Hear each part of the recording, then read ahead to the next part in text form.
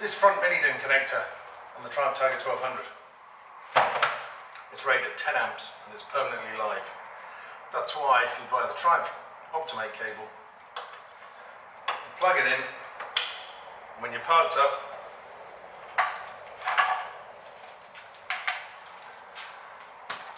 stick your Optimate in. No need to have an Optimate cable wired permanently onto your battery for that. So that's its most obvious use. It's connected directly to the battery, so you can use your Optimate. What else can I use it for? Well, keeping this cable, Optimate cable, we can take that off and use an Optimate cable or an SAE cable to a case adapter and use that for any heated clothing. Okay, I used to use that a lot in my heated vest. Just used it down here. Went on a few tours. Tank bag. Just used to have that running down the side of the tank bag and heated vest there. It just saved me wiring up to another connection onto my battery. I don't use that so much now, but it's handy. But of course I can just take this whole cable and use it for my pillion in the rear connection, which is electronically fused at 5 amps and only live when the bike's live. So it's another good use for that cable. I can also take that Optimate cable and put on an SAE to cigarette lighter adapter, plug that in, and this port is man enough to run something like an airbed pump or a tyre inflator pump if you have a puncture. Now these are heavy on juice. This is a 10 amp pump and they're all about that. So if I find the other end, here.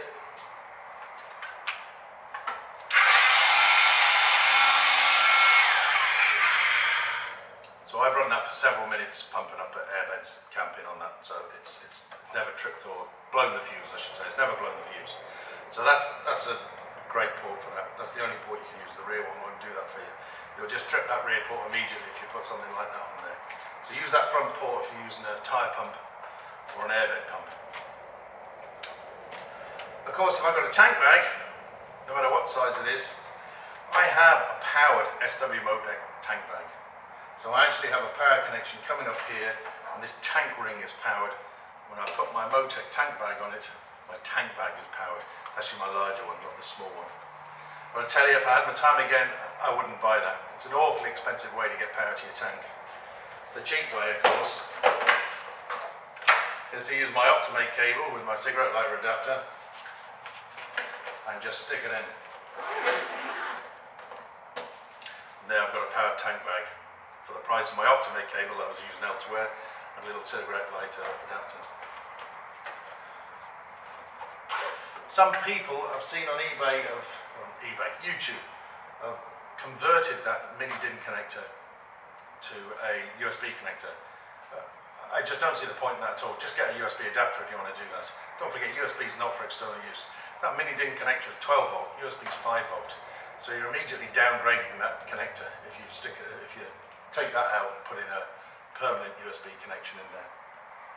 Waste of time.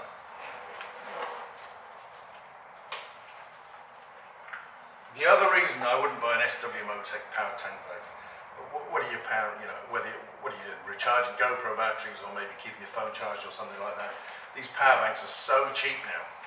This will recharge my iPhone. I've got an old iPhone 6, 3.5 times.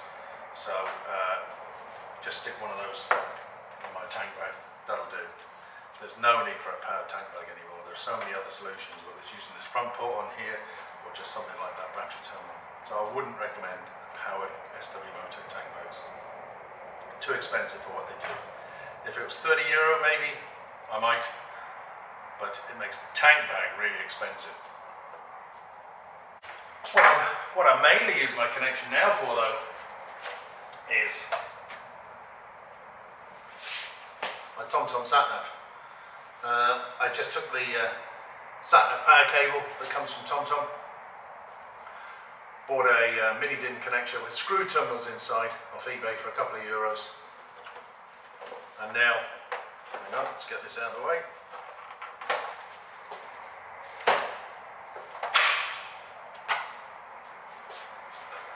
And now I just use that as power for my sat-nav. because most of the time, well, if you've got a second bike, it's great. You can easily move your sat nav around between two bikes if your other bike's got a mini DIN connector. I only have one bike, but it just saves me wiring my TomTom all the way back down to the battery. Other things people have done, they've taken a big long USB cable from there is a USB port under the rear seat. By the time you get a cable all the way up to the front, some people have tried to power their TomToms or sat-nav devices with that USB from the back. You're losing a lot of voltage in that cable. The longer that current has to travel, there's a voltage drop across that cable, and you might find it's actually quite useless. So just use that local USB cable in the back there for local stuff, and don't forget that's not waterproof under there either, so be gentle with that port. Be gentle? No, just don't ride it, just don't have it open in the rain, because you can get a lot of spray up and it does get damp under there. That's besides the point. So actually what I use this for most of the time when I'm out on the bike is to power my sat nav if I'm using it. Otherwise it's my up-to-date connection.